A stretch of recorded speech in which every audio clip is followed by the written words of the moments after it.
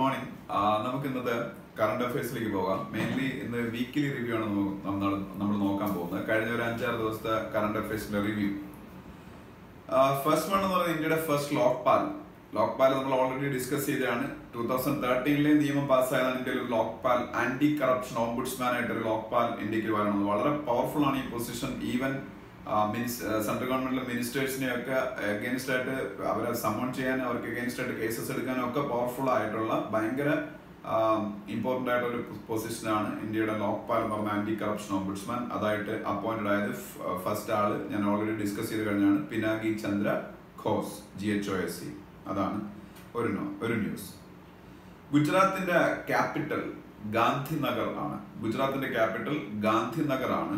ഗുജറാത്തിന്റെ chief minister Vijay Rupani ആണ്. ഗുജറാത്തിന്റെ chief minister. ഗുജറാത്തിന്റെ governor Om Prakash Kohli ആണ്. OP Kohli എന്ന് പറയും, ഓം പ്രകാശ് കോഹ്ലി. അതുപോലെ ഗൗരി സാവന്ത്, ഇപ്പം ന്യൂസിൽ വന്ന ഒരു വുമൻ ആണ്. വുമൻ എന്ന് പറയാൻ പറ്റില്ല, ട്രാൻസ്ജെൻഡർ ആണ് Gauri Sawant. Gauri Sawant becomes India's first transgender election ambassador. അപ്പൊ ഇലക്ഷൻ കമ്മീഷൻ ഓഫ് ഇന്ത്യ ഒരുപാട് ഇലക്ഷൻ അംബാസിഡേഴ്സിനെ അപ്പോയിന്റ് ചെയ്യുന്നുണ്ട്, ആൾക്കാരുടെ ഇടയിൽ വോട്ട് ചെയ്യുന്നതിന്റെ അവയർനെസ് കൂടുതലായിട്ട് സൃഷ്ടിക്കുന്നതിന് വേണ്ടിയിട്ട്. Election commission of India has appointed transgender social activist Gauri Sawant as one of the 12 election ambassadors from Maharashtra. Maharashtra എന്നുള്ള 12 ഇലക്ഷൻ അംബാസിഡേഴ്സിൽ ഒരാള് ട്രാൻസ്ജെൻഡറും സോഷ്യൽ ആക്ടിവിസ്റ്റും ആയ ഗൗരി സാവന്ത് ആണ്. ഇത് അവർ ഫസ്റ്റ് ഒരു ട്രാൻസ്ജെൻഡർ ആക്ടിവിസ്റ്റ് ആണ് ഇന്ത്യയിൽ നിന്ന് ഇങ്ങനെ ഇലക്ഷൻ അംബാസിഡർ ആവുന്നത്. കസാക്കിസ്ഥാന്റെ പ്രസിഡന്റ്, അതും നമ്മൾ ഡിസ്കസ് ചെയ്ത കാര്യം തന്നെയാണ്, റിവ്യൂ ആയിട്ടാണ് റിപ്പീറ്റ് ചെയ്ത് വരുന്നത്. കസാക്കിസ്ഥാന്റെ പ്രസിഡന്റ് ആയിട്ട് 30ഓളം വർഷം ഭരിച്ചിരുന്ന നൂർ സുൽത്താൻ നാസർബയേവ് റിസൈൻ ചെയ്ത കാര്യം ഞാൻ ഇന്നലെ പറഞ്ഞു. നൂർ സുൽത്താൻ നാസർബയേവ് NAZARBAYEV അദ്ദേഹം റിസൈൻ ചെയ്തത് കൊണ്ട് തന്നെ അദ്ദേഹത്തിന്റെ ഭരണ കാലഘട്ടത്തിന്റെ ഓർമ്മയ്ക്കായിട്ട് കസാക്കിസ്ഥാന്റെ ക്യാപിറ്റൽ അസ്താന എന്നുള്ള പേര് മാറ്റി അവര് നൂർ സുൽത്താൻ എന്ന് ചേഞ്ച് ചെയ്യാൻ തീരുമാനിച്ചു. അങ്ങനെ ഒരു തീരുമാനം ആയിട്ടുണ്ട്.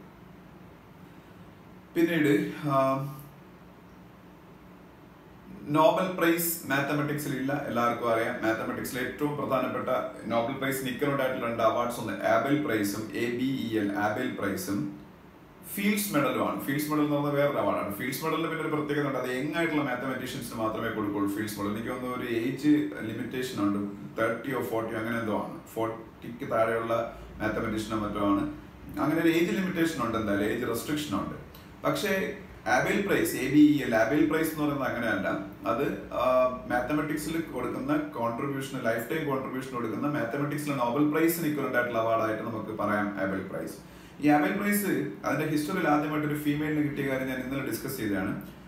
Karan Karen Uhlenbeck UHLENBECK, first woman to win Abel prize. Karen Uhlenbeck, she's from US, United States of America. പിന്നെ ഇന്ത്യയിൽ നിന്നുള്ള ഒരു എഴുത്തുകാരനാണ് Raghu Karnad. KRNAD, Raghu Karnad. Windham Campbell prize എന്ന് പറയുന്നൊരു അവാർഡ് വിൻ ചെയ്തു. VANDHA Windham Campbell, CAMPBELL Campbell prize. Windham Campbell prize എന്ന് പറയുന്ന ലിറ്റററി അവാർഡ് വിൻ ചെയ്ത ഒരു ഇന്റർനാഷണൽ ലിറ്റററി അവാർഡാണ് വിൻ ചെയ്ത ഇന്ത്യൻ എഴുത്തുകാരനാണ് രഘു കർണാട്. അദ്ദേഹത്തിന്റെ ആ ബുക്കിന്റെ പേര്, അദ്ദേഹം ഈ വിന്തം ക്യാമ്പൽ അവാർഡ് വിൻ ചെയ്ത ബുക്കിന്റെ പേര് farthest field an Indian story of second world war എന്നാണ്. ഫാർദസ്റ്റ് ഫീൽഡ് ഒരു ഹൈഫൻ ഇട്ടിട്ട് an Indian story of second world war. ഈ ബുക്കിനാണ് രഘു കർണാടിന് വിന്തം ക്യാമ്പൽ പ്രൈസ് എന്ന് പറയുന്ന ഇന്റർനാഷണൽ ലിറ്റററി പ്രൈസ് വിൻ ചെയ്തത്. International day of happiness 20th March ആണ്. International day of happiness 20th March ആണ്. ഇപ്പൊ ഈ വർഷത്തെ ഇന്റർനാഷണൽ ഡേ ഓഫ് ഹാപ്പിനെസിന്റെ തീം എന്ന് പറയുന്നത് ഹാപ്പിയർ ടുഗദർ എന്നാണ്. Happier together. അത് കഴിഞ്ഞ് അതിനടുത്ത കറണ്ട് അഫയേഴ്സ് കാര്യങ്ങളിലേക്ക് നമ്മൾ പോകുമ്പോൾ ഇന്ത്യയുടെ എക്സ്റ്റേണൽ അഫയേഴ്സ് മിനിസ്റ്ററായ സുഷമ സ്വരാജ് മാൽദീവ്സ് വിസിറ്റ് ചെയ്തതിനെ കുറിച്ചൊരു ന്യൂസ് ഉണ്ട്. ഇന്നത്തെ ഹിന്ദു ന്യൂസ് പേപ്പറിലെ സെക്കൻഡ് എഡിറ്റോറിയലും ഇതിനെ കുറിച്ചാണ് മെയിൻലി. കാരണം മാൽദീവ്സുമായിട്ട് ഇന്ത്യ ഏറ്റവും ഫ്രണ്ട്ലി റിലേഷൻഷിപ്പ് പുലർത്തിയിരുന്ന രാജ്യമാണ്. പക്ഷെ കഴിഞ്ഞ ഒരു 4-5 വർഷം മാൽദീവ്സും ഇന്ത്യയും തമ്മിലുള്ള റിലേഷൻഷിപ്പ് വളരെ മോശമായിരുന്നു. കാര്യം അബ്ദുള്ള യാമീൻ എന്ന് പറഞ്ഞൊരു പ്രസിഡന്റ് ആയിരുന്നു. അദ്ദേഹം പ്രോ ചൈന സ്റ്റാൻഡ് എടുത്തിരുന്ന ഒരു പ്രൈം മിനിസ്റ്റർ അല്ല, പ്രസിഡന്റ് ആയിരുന്നു. അതുകൊണ്ട് തന്നെ ഇന്ത്യക്ക് ഒരുപാട് ബുദ്ധിമുട്ടുകൾ മാലദ്വീപ്സുമായിട്ട് നേരിട്ടിരുന്നു. പക്ഷെ ഇപ്പോഴത്തെ ഇലക്ഷനിൽ ഇബ്രാഹിം മുഹമ്മദ് സോലിഹ് എന്ന് പറഞ്ഞ പ്രസിഡന്റ് മാലദ്വീപ്സിൽ ഇലക്ട് ചെയ്യപ്പെട്ടപ്പോൾ വീണ്ടും ഇന്ത്യയായി മാലദ്വീപ്സിന്റെ പഴയതുപോലുള്ള ഏറ്റവും മികച്ച സുഹൃത്ത്. ഇബ്രാഹിം മുഹമ്മദ് സോലിഹിന്റെ സ്വിയറിംഗ് സെറമണി അല്ലെങ്കിൽ ഓത്ത് ടേക്കിംഗ് സെറമണി, സത്യപ്രതിജ്ഞാ ചടങ്ങിൽ പങ്കെടുത്ത വേൾഡിലെ ഒരേ ഒരു ഡിഗ്നിറ്ററിയും ഇന്ത്യയുടെ പ്രൈം മിനിസ്റ്ററായ നരേന്ദ്രമോദി ആയിരുന്നു. അതിനുശേഷം അവർക്ക് ഒരു വലിയ സഹായം $1.4 1.3 ആണ്, എനിക്ക് വ്യക്തമായിട്ട് ഓർമ്മയില്ല, $1.4 ബില്യൺ ആണെന്ന് എൻ്റെ ഓർമ്മ. നമ്മൾ അവർക്ക് ധനസഹായം കൊടുക്കുകയൊക്കെ ചെയ്തു. അങ്ങനെ വീണ്ടും നമ്മുടെ റിലേഷൻഷിപ്പ് ഇംപ്രൂവ് ആയി, അല്ലെങ്കിൽ ഏറ്റവും അവരുടെ ക്ലോസസ്റ്റ് ആയിട്ടുള്ള അലയായിട്ട് ഇന്ത്യ മാറിക്കൊണ്ടിരിക്കുകയാണ്. അതിനെക്കുറിച്ചാണ് ഇന്നത്തെ ഹിന്ദുവിലെ എഡിറ്റോറിയൽ. സുഷമ സ്വരാജ് ഇപ്പം മാലദ്വീപ്സ് ആ ബന്ധം കൂടുതൽ സ്ട്രോങ് ആക്കുന്നതിന്റെ ഭാഗമായിട്ട് അവിടെ വിസിറ്റ് ചെയ്തു. അപ്പം മാലദ്വീപ്സിന്റെ ക്യാപിറ്റൽ മാലയാണ്, MALA. റുഫയാണ് അവരുടെ കറൻസി. റുഫയാണ് അവരുടെ കറൻസി. പിന്നെ ഇന്ത്യയുടെ എക്സിം ബാങ്ക് മാലദ്വീപ്സിലെ ഇൻഫ്രാസ്ട്രക്ചർ പ്രോജക്ട്സിനെ ഫണ്ട് ചെയ്യാൻ തീരുമാനിച്ചു. ഇന്ത്യയുടെ ഒരു വളരെ ഇമ്പോർട്ടന്റ് ആയിട്ടുള്ള ബാങ്കാണ് എക്സിം ബാങ്ക്. ആഫ്രിക്കൻ രാജ്യങ്ങളിലൊക്കെ ഇവർ കോപ്പറേഷൻ ഉണ്ട്. ഇന്ത്യ ഒരുപാട് സഹായങ്ങൾ മറ്റ് കൺട്രീസിന്, എസ്പെഷ്യലി ലീസ്റ്റ് ഡെവലപ്ഡ് കൺട്രീസിനും ഡെവലപ്പിംഗ് കൺട്രീസിനും ഒക്കെ കൊടുക്കാൻ വേണ്ടിയിട്ട് ഉപയോഗിക്കുന്ന ഒരു ബാങ്കാണ് ഇന്ത്യയുടെ Exim bank. It is a development bank. Exim ബാങ്കിന്റെ എക്സ്പാൻഷൻ തന്നെ എക്സ്പോർട്ട് ഇമ്പോർട്ട് ബാങ്ക് എന്നാണ്. എക്സിം ബാങ്ക് മാലദ്വീപ്സുമായിട്ട് ഒരു എഗ്രിമെന്റ് സൈൻ ചെയ്തു to finance infrastructure projects of Maldives. പിന്നീട് IBBA, insolvency and bankruptcy board of India ആണ്. പലപ്പോഴും ഞാൻ പറഞ്ഞിട്ടുള്ളതാണ്. IBC എന്ന് പറഞ്ഞൊരു നിയമം ഇന്ത്യയിൽ വന്നു. IBC 2016, insolvency and bankruptcy code of 2016. Insolvency and bankruptcy code അത് വളരെ യൂസ്ഫുൾ ആയിട്ടുള്ള നിയമം. ബാങ്കുകൾക്കൊക്കെ ബിഗ് ലോൺസ് ഒക്കെ ഡിഫോൾട്ട് ആവുമ്പോൾ ആ ഡിഫോൾട്ടേഴ്സിൽ നിന്ന് മണി റിക്കവർ ചെയ്യാൻ വേണ്ടിയുള്ള മെക്കാനിസമാണ് IBC പ്രൊവൈഡ് ചെയ്യുന്നത്, ഇൻസോൾവൻസി ആൻഡ് ബാങ്ക്രപ്സി കോഡ്. ഇപ്പോൾ റീസെന്റ് ആയിട്ട് അതിൽ വലിയൊരു വിജയം ഉണ്ടായ കാര്യം ഞാൻ പറഞ്ഞു. ഏകദേശം 50,000 കോടി രൂപ ഇന്ത്യയിലെ ബാങ്കുകൾക്ക് SR സ്റ്റീൽ എന്ന് പറഞ്ഞൊരു കമ്പനി കൊടുക്കാനുണ്ടായിരുന്നത് തിരിച്ചവർ അടയ്ക്കാതായപ്പോൾ IBC എന്ന് പറഞ്ഞ നിയമം വന്നതിന് ശേഷം ഫാസ്റ്റ് ആയിട്ട് റിക്കവർ ചെയ്യാൻ പറ്റി. SR സ്റ്റീൽ എന്ന് പറഞ്ഞ കമ്പനിയെ തന്നെ ഏകദേശം 42,000 crores ലോകത്തിലെ ഏറ്റവും വലിയ സ്റ്റീൽ പ്രൊഡ്യൂസറായ ഇന്ത്യക്കാരനായ ലക്ഷ്മി മിത്തലിന്റെ കമ്പനി ആഴ്സലോർ മിത്തൽ അക്വയർ ചെയ്ത കാര്യമൊക്കെ അതെല്ലാം ഈ IBCയുടെ വിജയമാണ്. അപ്പൊ ഇൻസോൾവൻസി ആൻഡ് ബാങ്ക്രപ്സി കോഡ് ആയിട്ട് ബന്ധപ്പെട്ട ഇൻസ്റ്റിറ്റ്യൂഷൻ അല്ലെങ്കിൽ ഇൻസോൾവൻസി ആൻഡ് ബാങ്ക്രപ്സി കോഡ് ഇന്ത്യയിൽ വിജയകരമായിട്ട് നടപ്പാക്കാൻ വേണ്ട അതിനു വേണ്ടിയിട്ടുള്ള ഇൻസ്റ്റിറ്റ്യൂഷനാണ് IBB, insolvency and bankruptcy board of India. അവര് ഈ IBCയുടെ ഇംപ്ലിമെന്റേഷൻ കൂടുതൽ ബെറ്റർ ആക്കാൻ വേണ്ടി സെബിയുമായിട്ട് എഗ്രിമെന്റ് സൈൻ ചെയ്തു എന്നാണ് പറയുന്നത്. SEBI, securities and exchange board of India, ഇന്ത്യയുടെ ഷെയർ മാർക്കറ്റിന്റെ റെഗുലേറ്റർ, ഹെഡ്ക്വാർട്ടേഴ്സ് മുംബൈയാണ്. SEBI, securities and exchange board of India, share മാർക്കറ്റിന്റെ റെഗുലേറ്റർ, ഹെഡ്ക്വാർട്ടേഴ്സ് മുംബൈ. സെബിയുടെ ചെയർമാൻ അജയ് ത്യാഗി. അതുപോലെ IBB, insolvency and bankruptcy board of ഇന്ത്യയുടെ ചെയർമാൻ MS സാഹു ആണ്. അതുപോലെ ഗോവയുടെ പുതിയ ചീഫ് മിനിസ്റ്റർ ആയിട്ട് പ്രമോദ് സാവന്ത് അധികാരമേറ്റ കാര്യവും പറയുന്നുണ്ട്. അത് നമ്മൾ ഡിസ്കസ് ചെയ്തതാണ്. അതിനുണ്ടായ ഇമ്മീഡിയറ്റ് ട്രിഗർ അല്ലെങ്കിൽ ഇമ്മീഡിയറ്റ് റീസൺ എന്തായിരുന്നു വെച്ചാൽ ഗോവയിലെ ഏറ്റവും വലിയ പൊളിറ്റീഷ്യൻ ആയിരുന്ന മനോഹർ പരീക്കർ പാൻക്രിയാറ്റിക് ക്യാൻസർ മൂലം മരിച്ചതിന് ശേഷമാണ് ഇത് ഇങ്ങനെ സംഭവിച്ചിരിക്കുന്നത്. ആഫ്രിക്കയും ഇന്ത്യയും ചേർന്ന് നടത്തുന്ന ഒരു എക്സർസൈസ് ആണ് AFINDEX എന്ന് പറയുന്ന സംഭവം. AFINDEX, AFINDEX AFINDEX 19 സ്റ്റാർട്ട് ചെയ്തു. അത് പൂനെയിലാണ് അത് സ്റ്റാർട്ട് ചെയ്തിരിക്കുന്നത്. ആഫ്രിക്കയും ഇന്ത്യയും ചേർന്നുള്ള എക്സർസൈസ് ആണ്. അതുപോലെ ഇന്ത്യയും ശ്രീലങ്കയും ചേർന്നുള്ള മിലിറ്ററി എക്സർസൈസ് ആണ് മിത്രശക്തി. ഈ പേരുകളെല്ലാം പഠിച്ചു വെച്ചാൽ ഏത് രാജ്യങ്ങൾ തമ്മിലുള്ളതാണ്. Mitra Shakti India Sri Lanka joint exercise, military exercise ആണ്. ഏഷ്യൻ യൂത്ത് അത്ലറ്റിക് ചാമ്പ്യൻഷിപ്പ് ഇപ്പൊ ഹോങ്കോങ്ങിൽ കൺക്ലൂഡ് ആയി. Asian youth athletic championship conclude ആയത് ഹോങ്കോങ്ങിലാണ്. ഇന്ത്യ സെക്കൻഡ് പൊസിഷനിൽ ഫിനിഷ് ചെയ്തു. ഫസ്റ്റ് ഒബ്വിയസ്ലി ചൈന ആയിരിക്കുമല്ലോ. ഏഷ്യയിലെ ഏറ്റവും വലിയ പവർ ഹൗസ് സ്പോർട്സിന്റെ കാര്യത്തിൽ ചൈനയാണ്. അപ്പോ ഏഷ്യൻ യൂത്ത് അത്ലറ്റിക് ചാമ്പ്യൻഷിപ്പ് 1ാം സ്ഥാനം ചൈന, 2ാം സ്ഥാനം ഇന്ത്യ, വെന്യൂ ഹോങ്കോങ്. അതുപോലെ ISL ചാമ്പ്യന്മാർ ബംഗളൂരു FC. ഇന്ത്യയിലെ ഞാനിത് ഇന്നലെയും പറഞ്ഞാണ് ഈ കാര്യങ്ങളെല്ലാം. ബംഗളൂരു FC ആണ് ISL ചാമ്പ്യന്മാർ. ഇന്ത്യക്ക് ഫുട്ബോൾ ലീഗ് 2 എണ്ണമാണ്, ISL-ഉം I ലീഗും. I ലീഗ് വിൻ ചെയ്ത് ചെന്നൈ സിറ്റി FC ആണ്. ISL ചാമ്പ്യന്മാരായത് ബംഗളൂരു FC. അറിഞ്ഞിരിക്കുക.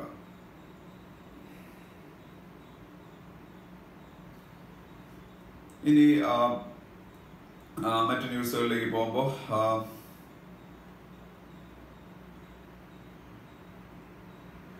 ഇന്ത്യ ഇപ്പോ ഡിജിറ്റൽ എഡ്യൂക്കേഷൻ ഇനിഷ്യേറ്റീവ്സ് നടപ്പാക്കി ഓൺലൈൻ വഴി കൂടുതലായിട്ട് ഒരു രാജ്യത്തിലെ കുട്ടികൾക്ക് പഠിക്കാനുള്ള റിസോഴ്സസ് ഒക്കെ പ്രൊവൈഡ് ചെയ്യാൻ അവരുമായിട്ട് നമ്മൾ എഗ്രിമെന്റിലായി. അതും ഞാൻ റീസെന്റ് ഡിസ്കസ് ചെയ്തതാണ്. അഫ്ഗാനിസ്ഥാനുമായിട്ടാണ്.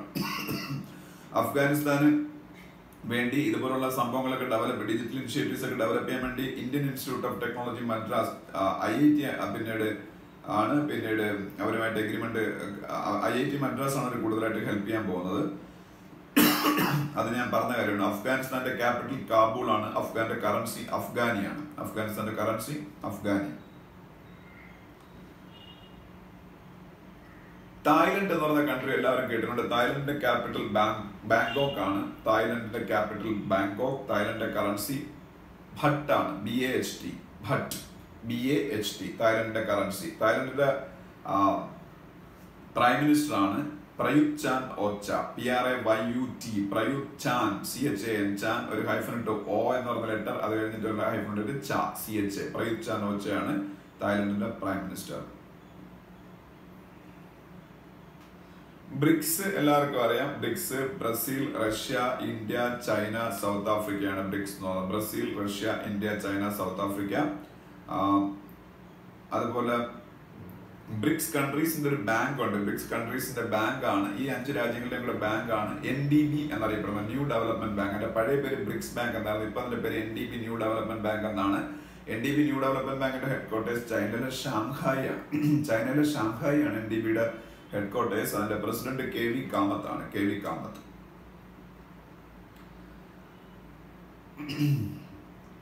പിന്നീട്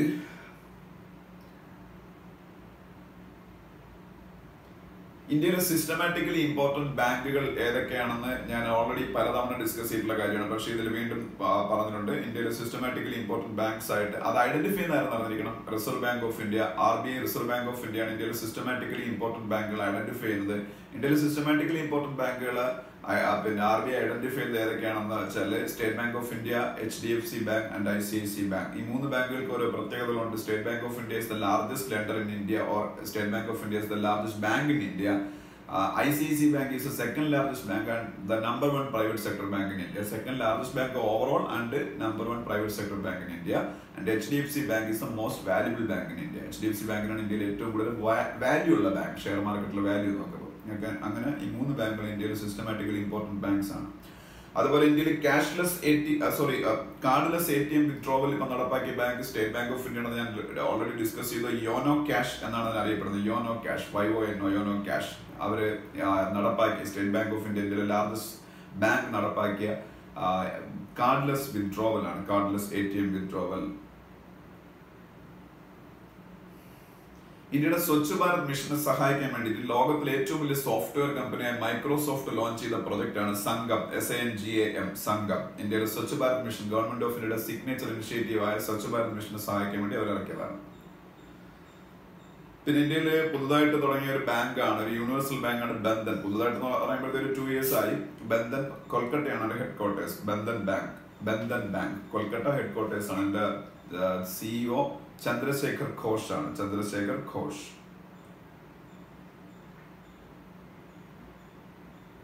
പിന്നെ ദീക്ഷ ദാഗർ, അതും ഞാൻ ഡിസ്കസ് ചെയ്തതാണ്. DIKSHA ദീക്ഷ ദാഗർ, DAGR ദീക്ഷ ദാഗർ ആണ് ഇന്ത്യയിലെ ladies European tour golf tournament ഏതെങ്കിലും ഒരെണ്ണം വിൻ ചെയ്ത 2ാമത്തെ ലേഡി. ഇന്ത്യയിലെ ആദ്യത്തെ ലേഡി ഞാൻ പറഞ്ഞിട്ടുണ്ട്, അതിഥി അശോക് ആയിരുന്നു. അതിനുശേഷം 2ാമത് ദീക്ഷ ദാഗറും ladies European tour title win ചെയ്തു ഗോൾഫില്.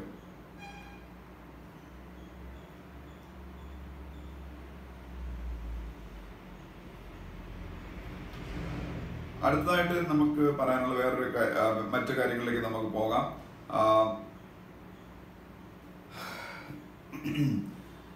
ഉസ്ബെക്കിസ്ഥാനിലേക്കുള്ള ഇന്ത്യയുടെ പുതിയ അംബാസിഡർ ആയിട്ട് സന്തോഷ് ജായെ അപ്പോയിന്റ് ചെയ്തു. സന്തോഷ് ജാ, JHA, സന്തോഷ് ജാ ഇന്ത്യയിലെ അംബാസിഡർ ടു ഉസ്ബെക്കിസ്ഥാൻ. ഇന്ത്യയുടെ അംബാസിഡർ ടു ഉസ്ബെക്കിസ്ഥാൻ ആണ് സന്തോഷ് ജാ. അതുപോലെ ട്രാൻസ്ഫോർമേറ്റീവ് മൊബിലിറ്റി പാനൽ എന്ന് പറയുന്ന ഗവൺമെന്റ് ഇപ്പോൾ ഒരു പുതിയ national mission on transformative mobility and battery storage എന്നാണ് ആ മിഷന്റെ കംപ്ലീറ്റ് പേര്. National mission on transformative mobility and battery storage which is being set up to promote clean and sustainable mobility initiatives in the country. അതായത് നമ്മുടെ ഇന്ത്യയിൽ ഏറ്റവും ലോകത്തിൽ തന്നെ പൊള്യൂട്ടഡ് ആയിട്ടുള്ള സിറ്റീസ് ഒരു 20 എടുത്തപ്പോഴത്തേക്ക് ഇന്ത്യയിൽ നിന്നാണ് 15-16 സിറ്റീസ് വന്നുള്ള ഒരു റാങ്കിങ് ഒക്കെ നമ്മൾ ഈ ഇടയ്ക്ക് കണ്ടതും ഡിസ്കസ് ചെയ്തതാണ്.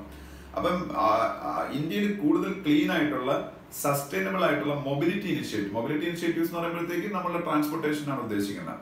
അത് ഡെവലപ്പ് ചെയ്യുന്നതിന് വേണ്ടി ഗവൺമെന്റ് ഇങ്ങനെ ഒരു സംഭവം പ്ലാൻ ചെയ്തു. National mission on transformative mobility and battery storage.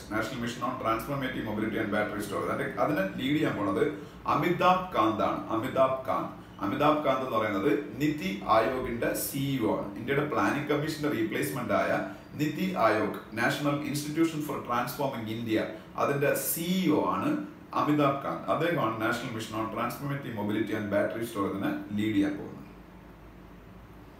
UNEP എന്ന് പറയുന്നത് യുണൈറ്റഡ് നേഷൻസ് എൻവയോൺമെന്റ് പ്രോഗ്രാം എന്ന് പറയുന്ന എൻവയോൺമെന്റ് റിലേറ്റഡ് ആയിട്ടുള്ള യുഎന്റെ ഏജൻസിയാണ്. UNEP, United Nations environment programme. Headquarters നെയ്റോബിയാണ് അതിന്റെ ഹെഡ്ക്വാർട്ടേഴ്സ്.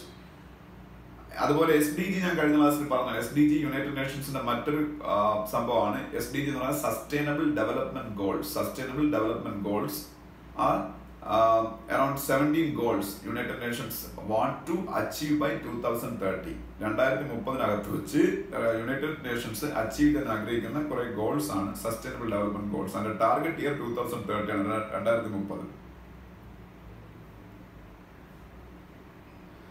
അതുപോലെ വേൾഡിലെ മോസ്റ്റ് ലിവബിൾ സിറ്റി ആയിട്ട് സെലക്ട് ചെയ്യപ്പെട്ടത് വിയന്ന ആണ്. ഓസ്ട്രിയയുടെ ക്യാപിറ്റലാണ് വിയന്ന. ഈ ഓസ്ട്രിയയുടെ ക്യാപിറ്റലായ വിയന്നയാണ് വേൾഡിലെ most liveable city. Latest ranking അനുസരിച്ച് ഈ വർഷം മാത്രമല്ല, കഴിഞ്ഞ കുറെ വർഷങ്ങളായിട്ട് വേൾഡിലെ മോസ്റ്റ് ലിവബിൾ സിറ്റി, ജീവിക്കാൻ ഏറ്റവും നല്ല സിറ്റി ലോകത്ത് വിയന്നയാണ്.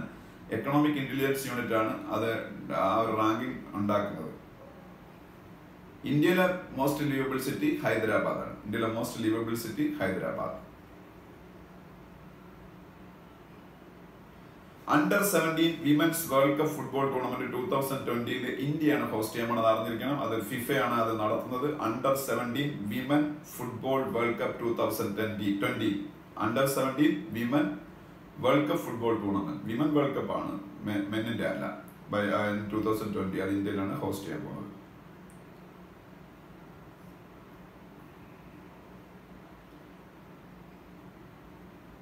അതുപോലെ സമൃദ്ധി 2019 എന്ന് പറയുന്നത് India Bangladesh joint military exercise ആണ്. അതൊക്കെ ഞാൻ പലതവണ ഡിസ്കസ് ചെയ്തിട്ടുള്ള കാര്യങ്ങളാണ്. സമൃദ്ധി 2019 SAMPRITI ഇത് ബംഗ്ലാദേശിലാണ് ഇപ്പം നടന്നത്. India Bangladesh joint military exercise അത് ബംഗ്ലാദേശിൽ വെച്ചാണ് ഇപ്പം നടന്നത്. സമൃദ്ധി 2019. ബംഗ്ലാദേശിന്റെ പ്രൈം മിനിസ്റ്റർ ഷെയ്ഖ് ഹസീനയാണ്. Capital Dhaka, currency taka. പിന്നീട് കർത്താർപുർ കോറിഡോറിനെ കുറിച്ച് ന്യൂസ് ഉണ്ട്. അതൊക്കെ പലതവണ ഡിസ്കസ് ചെയ്തതാണ്. പാകിസ്ഥാനിലുള്ള പഞ്ചാബുകാരുടെ വിശുദ്ധമായ, പ്രത്യേകിച്ച് സിഖുകാരുടെ വിശുദ്ധമായ ആരാധനാ കേന്ദ്രമാണ് കർത്താർപുർ. അവിടേക്ക് ഒരു കോറിഡോർ വരുന്നതാണ് കർത്താർപുർ കോറിഡോർ, ഇന്ത്യയും പാകിസ്ഥാനെ കണക്ട് ചെയ്തുകൊണ്ട്. പിന്നെ LIC അക്വയർ ചെയ്ത ഇന്ത്യൻ ഗവൺമെന്റ് ബാങ്കാണ് IDBI ബാങ്ക്. LIC അക്വയർ ചെയ്തതിനു ശേഷം reserve bank of India IDBI ബാങ്കിനെ പ്രൈവറ്റ് സെക്ടർ ലെൻഡർ ആയിട്ട് ക്ലാസിഫൈ ചെയ്തു. ഇപ്പൊ അറിഞ്ഞിരിക്കണം, പബ്ലിക് സെക്ടറിന്റെ ബാങ്ക് ആയിരുന്നു IDBI ബാങ്ക്. അതിനെ LIC അക്വയർ ചെയ്തു. 51% ഷെയർസ് LIC അക്വയർ ചെയ്തതിനു ശേഷം ഇപ്പൊ reserve bank of India categorises IDBI bank as a private sector bank. അങ്ങനെ ഒരു ന്യൂസ് ഉണ്ട്. പിന്നെ ഇത് നമ്മൾ ഇന്നലെ വളരെ ഇമ്പോർട്ടന്റ് ആയിട്ട് ഡിസ്കസ് ചെയ്ത കാര്യമാണ്. റിസർവ് ബാങ്ക് ഓഫ് ഇന്ത്യയുടെ പുതിയൊരു initiative dollar rupee currency swap.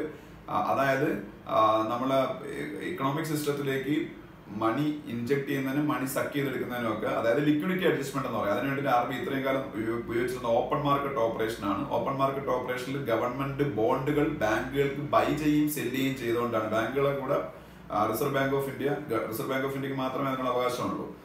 Reserve bank of India government ബോണ്ടുകൾ ബൈ ചെയ്യും സെല് ചെയ്യും ബാങ്കുകൾക്ക്. അങ്ങനെയായിരുന്നു ലിക്വിഡിറ്റി അഡ്ജസ്റ്റ്മെന്റ് ചെയ്തുകൊണ്ടിരുന്നത്. അതിന് മാറ്റിയാണ് ഇപ്പൊ കറൻസി ഡോളർ റുപ്പി സ്വാപ്പ് എന്ന് പറഞ്ഞ മെക്കാനിസം കൊണ്ടുവന്നത്.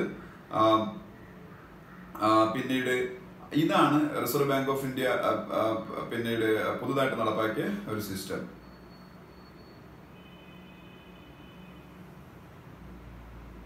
World consumer rights day 15th March. World consumer rights day 15th March ആണ്. അപ്പൊ ഇത്രയാണ് ഇന്നത്തെ നമ്മളുടെ കറണ്ട് അഫയേഴ്സ് റിവ്യൂ. ബാക്കി നാളെ.